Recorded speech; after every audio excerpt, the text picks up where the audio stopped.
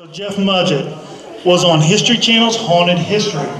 He's working right now with Discovery on True Nightmares.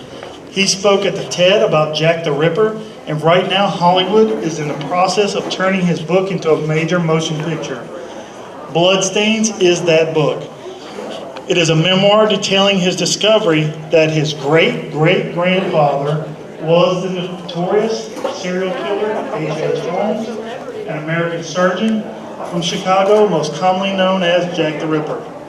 Wow, okay, how about that? After 120 years and carefully guided research, including handwriting analysis, the mystery surrounding the murderer's identity will be laid to rest, thereby changing history as we know it. Today, Jeff is going to be speaking on recognizing evil, a discussion of his book, and what ultimately led to his discovery. Let's welcome Jeff Mudgett.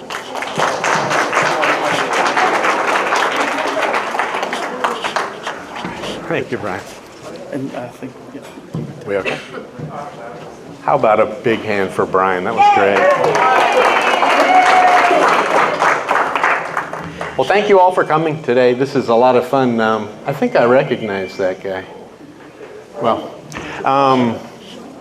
first off, I'll apologize for the 3x5 cards, but I'm epileptic, and I take medicine so that you don't see me have a seizure on the stage. It also affects my memory, so wait a minute, what were we just talking about? Anyway, we're going to talk about evil. It's a subject I've been, you can imagine, I have a relevance to after finding out that this man was my great-great-grandfather. And I've put years of research into the subject. I've studied Plato, Dostoevsky, Nietzsche, Einstein, all their discussions about evil, and quite frankly, none of them have defined it yet. We don't know what evil is. So maybe we can do it today. I came across an interesting quote. Don't know if I agree with it completely, but I'll give it to you. Evil men do what good men dream of. Like I said, I don't know if I agree with that, but it's an interesting quote to consider. Dostoevsky said, "Nothing is more difficult in our human existence than understanding why men do evil." I think he's right about that one.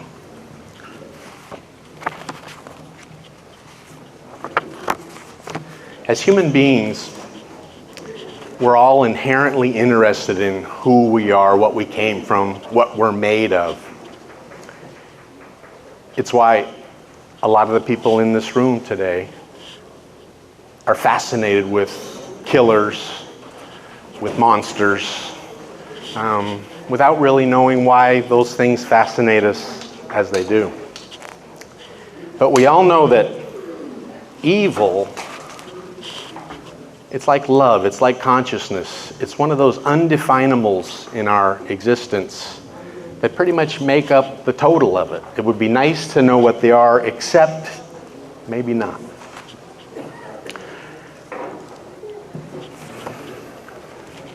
I think we'd all like to know how evil we are, how evil you are, and most importantly, how evil the one sitting next to you is. Very good, very good. We all have it in us. There's that line inside all of us, that Dr. Jekyll and Mr. Hyde line. But most of us have that thing called empathy. We care about another person's sufferings, which makes us do the right things, make the right choices, and not hurt those people in our lives. Yet there's others that could care less about the pain they cause, the hurt. It's about 6% of the population, the scientists believe, that have those genetics and DNA which allow that harm, that pain to be made in our society. And I'm trying to put some of the pictures up of the ones we all know from history and from current times. Just click through when you get a feeling. I didn't pick that one, my technical wizard picked that one. All right, let's get right down to it. Does evil exist on its own as a malfunction in our mind, or a psychological link to the places we don't know much about? Is there good, is there evil, or only survival of the fittest? I was reading an article the other day in Scientific American, and they were theorizing that evil was nothing. It was simply how man grew up having to feed his family. It was something that the strongest, the best providers, the men that could feed their wife and children, nature forced them to be. They had to be mean, they had to be tough, they had to kill, they had to protect their family, and they had to do it in a way they could walk away when it was done and go to the next day. Makes sense when you think about it. In all my years of research, I've come to some incontestable conclusions about evil. The most profound is this one. And we were just in the back, my friend Robert and I were talking about World War II history. What is considered evil in one culture may be considered an alternative lifestyle in another. That's the one that's hard to work with. And when you think about people's stories, both sides of a story, how history would reflect on how the winner gets to write what was good and the loser has to accept being bad. It's happened over and over again throughout time. The other is, evil will always be hard to define, but everyone in this room knows evil when we see it. We all know it. We just can't define it. It's kind of like art. When you walk into a museum, you know which art you like. Evil's the same.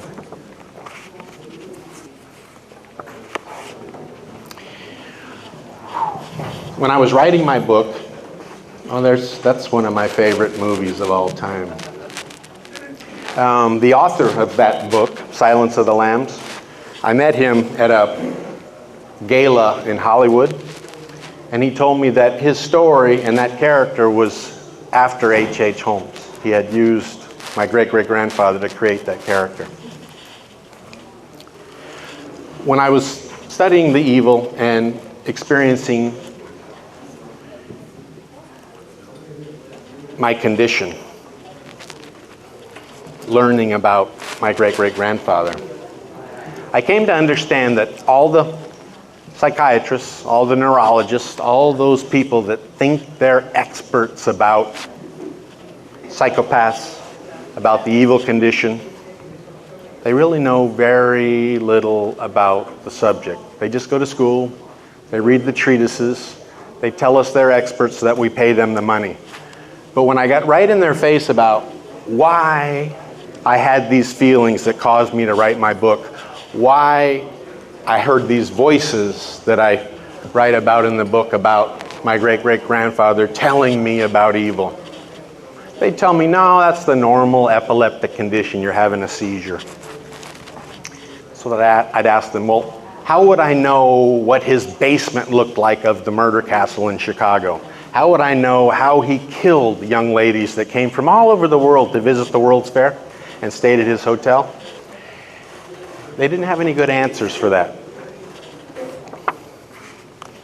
And I've come to the conclusion that we all know evil as much as any of the experts in the world. There's no one that can tell us the definitive truth yet. The closest we come is defining as psychopathic. We see the Hollywood movies about the psychopathic serial killer. We see the news about the one that killed 4, 5, 6 people. We try to define it as that ability of some killer to make those decisions, those choices, without worrying about the pain they were causing. But then when you go to that part of the discussion, I'd ask the experts, well then define psychopathic for me. Define what that is. Define sociopathic. What is that? They don't have any good answers. They can't define those concepts either. Do you know there's no scientific psychiatric diagnosis of what a psychopath is? Was that me? Gets this. Pretty much social predators. If there's 100 people in the room here today, 50, 60, maybe both rooms put together, I can tell you without a doubt there are 3 psychopaths with us here today.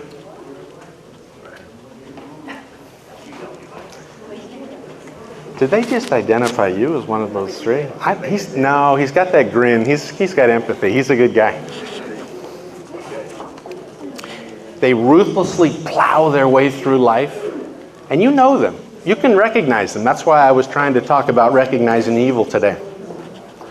They're always the ones that are the most charming. They're very intelligent. They're very smooth. They dress well. They're clean cut. Those are the ones you've got to watch for. The ones that don't have issues in life. They don't have the problems that we all do. So if you know someone like that, those charmers, those ones that go through life without an issue, without a problem, those are the ones to keep an eye on. They're the best liars. My great-great-grandfather was the most Harper's Magazine called him the most prolific liar that ever lived. Not only the most prolific serial killer, the most prolific liar. When the New York Times did the articles about him, he fired his lawyers when they did his murder trial. He fired his lawyers and conducted his own defense. He'd never practiced law. He got up in front of the judge, the jury. He had his own witnesses. His tactics in this trial, they still teach at law schools today. He'd never practiced law. He had the highest IQ ever recorded at the University of Michigan Medical School. The highest ever. This man could have been a Louis Pasteur, and I try to capture that moment in the book. Instead, he decided to be Dr. Frankenstein. He built a place called the Murder Castle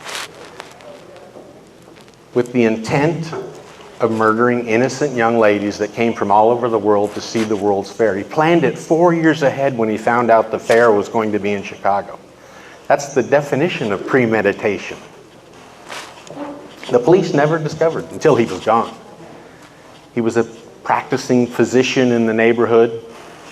He'd greet the little kids as they walked by the hotel going home. He taught elementary school. This is that monster.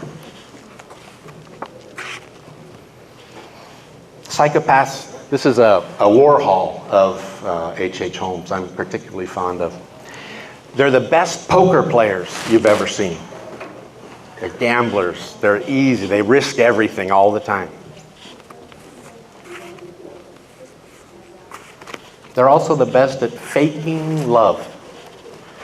If you know anyone that's always talking about love, always expressing their emotions to a group or to a group of people, the ones that say it too many times, those are the ones you got to watch out for too.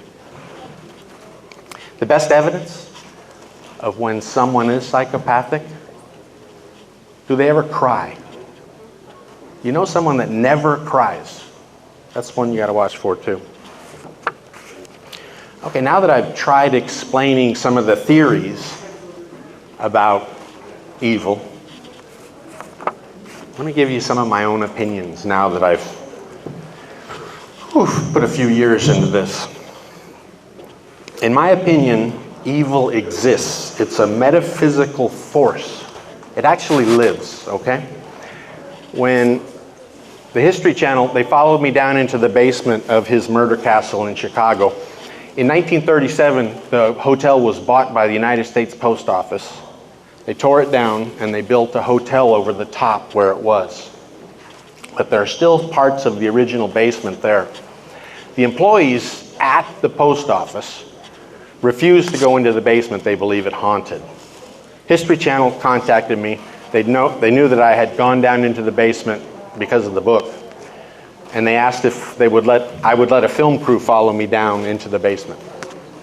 So we went down, and in the show you'll see that going down the steps into the basement, the first time I didn't believe in the paranormal, I didn't believe in supernatural, I didn't believe in ghosts, I didn't believe in God. When I came back out of the basement an hour later, I believed in all of those things. There's an energy there. There was a magazine article, one of the Time or Life, they did a story about the basement. And one of the great quotes in that article was, if the supernatural or paranormal is ever to be proven, it will be at that location in that basement. And I can tell you, having felt the energy, I didn't see a little girl on a tricycle or the spirits that we see in the paranormal world. It was an energy on my shoulders. It was a pressure on my head. It was something there. And I've always believed when we die, it just doesn't evaporate. Energy is like water. Water regenerates on the earth for millions of years. I believe our life energy is the same thing. We just haven't defined it yet, but we will. It's coming in the next 10, 20 years. And that life energy goes somewhere. And I think the people in this room, the people that search the paranormal, that do the investigations, I think we're all on the right track. And we're developing the equipment, the electronics, those detection devices that are going to find it one day. And it's just a matter of time. So I'm excited about that. All right. Evil is a religious, cultural, and philosophical entity.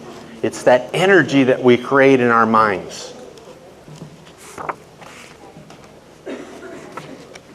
So here we are. We've talked about energy. We've talked about evil. And I can tell you that I have a bona fide to talk to you about this. That man, the most evil that ever lived, thank you, very well, made a conscious decision, and that's why I'm here today before you, or I wouldn't be here. I write about it. He visited my great-great-grandmother. He wanted a divorce. They had a baby boy, my great-grandfather. He visited her in Gilmington, New Hampshire. He demanded a divorce. She talks about this. He stood out when she said no. Back then, women didn't just hand out divorces. It was much more of a spiritual decision. He stood outside her house on the sidewalk and stared in her windows for 3 hours. Imagine what that man was thinking going through his head. And he turned and walked away finally. And that conscious decision was why I got to live. I got to live. But it's also why my genetics, my DNA, come from that monster. My DNA, my genes are made up from him. And when my grandfather told us about the secret that we were related to him, I knew I was different. I wasn't psychopathic. I wasn't a killer. But I knew I didn't have the same emotions of other people. I knew my father was different. I knew my grandfather was different. We had tendencies from this man. Now, they had been diluted with my mother, with my grandmother. They had been cleaned out, so to speak. But it made much of my life make sense, finding out that this was where I came from. That's what Discovery Channel is doing the show on. They're going to start reenacting next week. When they contacted me, they said, listen, Jeff, we don't want another show about H.H. Holmes. We don't want another show about the murder castle. They've done all those. We want it to be about how your life changed, knowing that that was your ancestor. So I said, okay, that's what I wrote. That's what I wrote the book about. That's what I wanted the story to be. So I was excited that they had figured it out. Did you know the word psychopath was created to describe H.H. Holmes? It was the first time it was ever used. Did you know the phrase serial killer was invented to describe H.H. Holmes? Imagine, imagine standing here telling you all, you good people, that that's my great-great-grandfather, the one they created psychopath and serial killer for. And that's how my life changed after finding out the truth. How old were you? About 40. Sitting at I read the second chapter is about, we were at a dinner party. The whole family was there. My grandmother, her hobby was genealogy. She was fascinated that we were related to General Robert E. Lee. Okay? She talked my mother into giving me the middle name Lee, Jeffrey Lee Mudgett. She hired, back then before ancestry.com, you had to hire outfits, and it was quite expensive to track down your genealogy. Well, they took her money, they did the work, and then they came and they kind of whispered in her ear, you know, ma'am, sleeping dogs lie. Let this one go. This isn't Robert E. Lee. They tried to let her off easy. They said, this is an Arkansas horse thief. And he was hung. Well, you got to know my grandmother. She wasn't going to let that go. That just got her fired up. So her and my brother kept at it. My brother found out about the man in Chicago. So at the dinner party, the whole family's there. He brings up the story. And my grandfather was a very quiet, stoic man. He was the plant manager at PG&E in California on the Pacific Coast. I hated my grandfather. He used to go fishing every weekend. When I was a little boy, you know how some little boys like baseball, some little boys like motorcycles. I loved fishing. Some of you guys know. It's like what you guys live for. Check this out. My grandfather never invited me fishing. Not once. I hated the man. I hated him. I didn't know that those fishing trips was where he went to get away from this curse, from this evil thing. It wasn't to go fish. It was to be by himself where he could think about life, whether he wanted to keep living. See? And at the dinner party, when they brought up the name H.H. Holmes, I can remember it clear as day. My grandfather slammed his chair back against the wall. The picture came down behind him. He stood up and he said, and he pointed at all of us, he said, that name will never be used in this house again. And he stormed out of the room. So, you know, we finished our dumplings and dessert, but it stuck with me, those words. And I can remember my grandmother looking at him. Here was a woman who had been married to him for 60 years. She didn't know.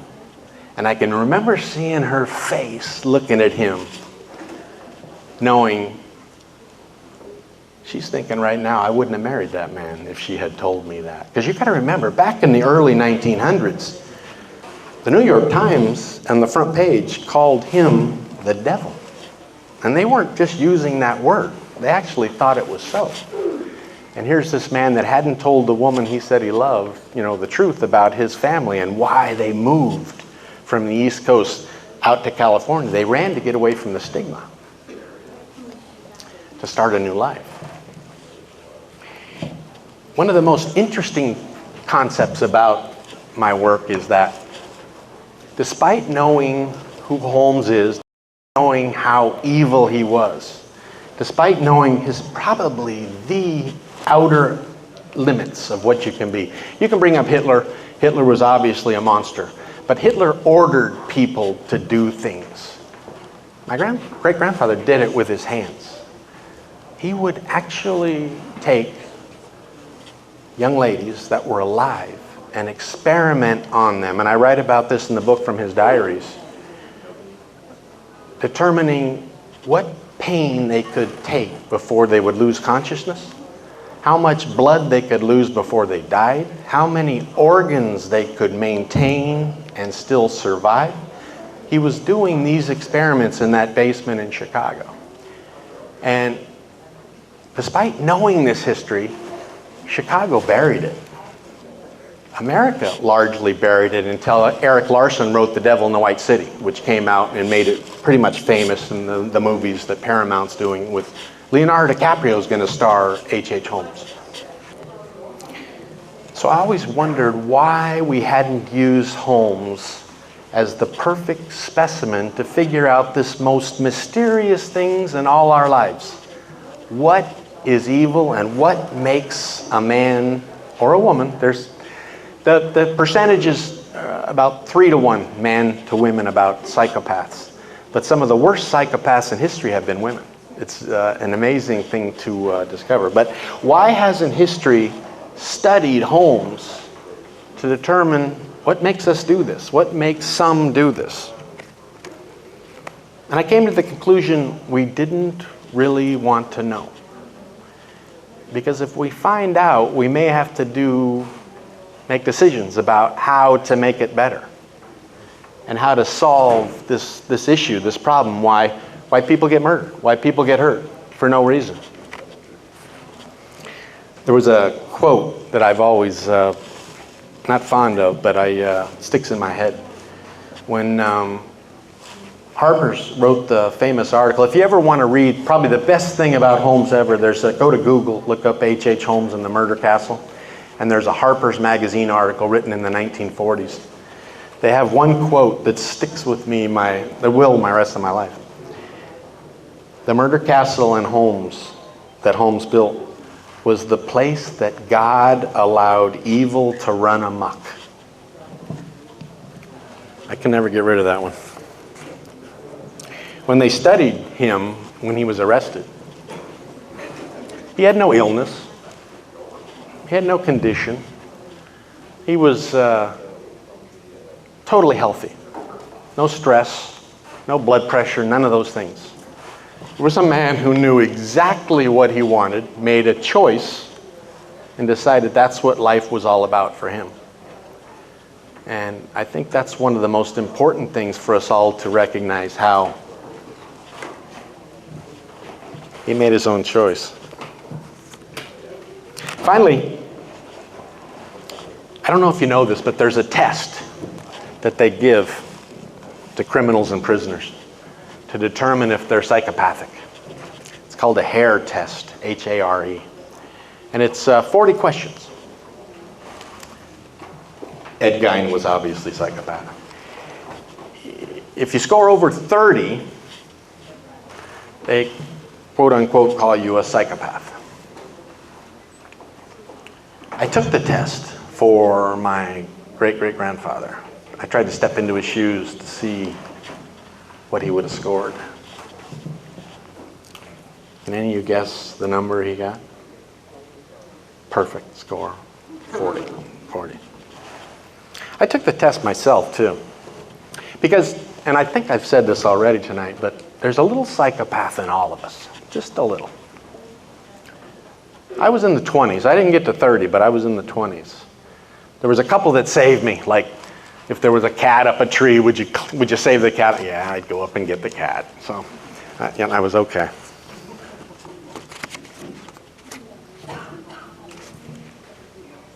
Some of the questions are interesting, are about when your problems in life emerge, do you blame them on others or yourself? Do you connect emotionally with other people? If people get offended around you because of your conduct, do you consider that their problem, or do you try to fix it?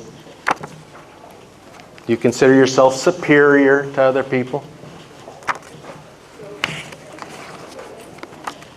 Do you find yourself lying about subjects or conditions to get out of a problem or an issue? Have you ever cheated anyone out of something that was theirs and you knew it was theirs at the time?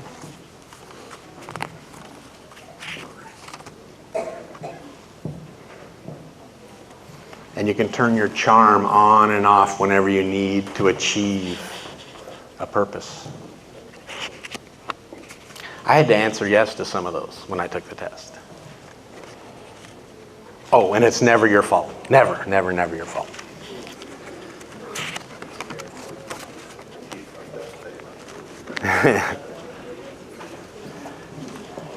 Well, if you answered yes to any of those,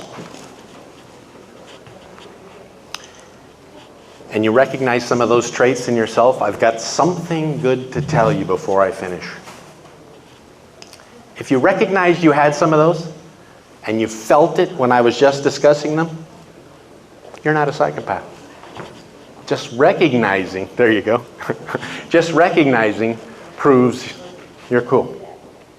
So, well, anyway, thank you very much. It's a fun. If any of you would like to take a look at the book, come back and check it out, because I tell you what, Hollywood's finally, it's been 3 years I've been working on this, and finally they figured out the story, and I just can't wait to see what they come up with. So, thank you very much for giving me a chance.